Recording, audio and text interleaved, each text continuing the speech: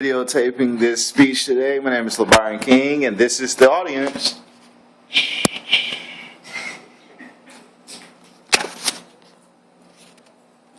New chords. Good evening. My name is Cherika King. Today I'll be doing a persuasive belief speech on how doing research before purchasing a car is very important, because knowing the factors of the car that you're buying before purchasing can eliminate potential problems. So let's get into those factors. One of them will be know your credit history. That's always good to know, even if you're not buying a car. You need to know your credit stands, what you can improve on to make it higher, or if you have debt, you need to pay your debt off to improve your score.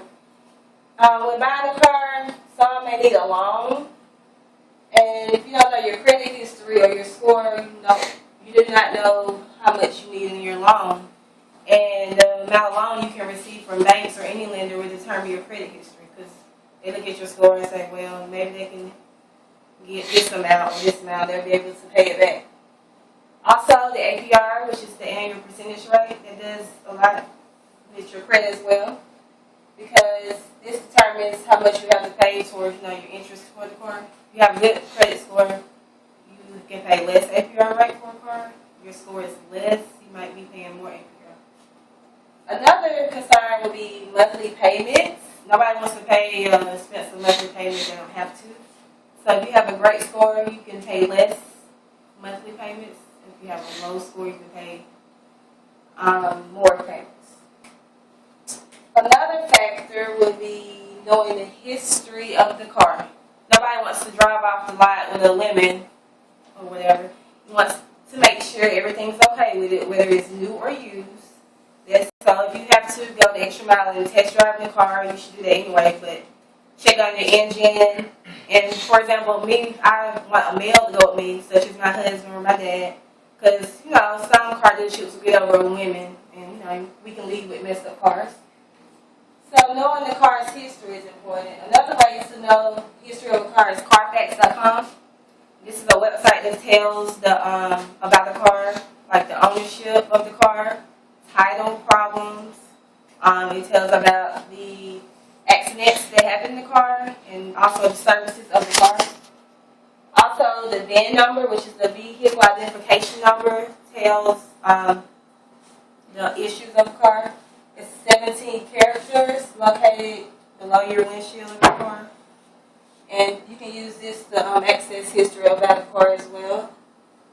You can either get it off the car yourself or ask the seller to disclose you with the VIN, and if they do not, there's like a red flag showing that something is wrong with the car. They might not want you to know something about it, so you should be very concerned about that. If they don't provide you with the VIN, or if they don't want you to get it yourself, especially if it's a used car, it means something shady going on.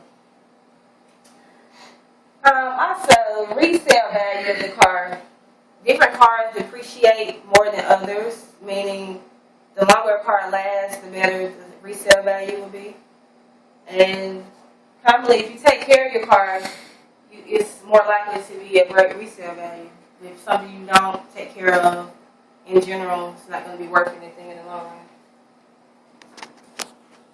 Also, cars that are more highly engineered and solidly built maintain value well, such as expensive cars like BMWs, stuff like that. But if you can't afford that, it's okay, but you need to keep up your car as best way you can, whether it's a Mercedes or a Honda or anything like that.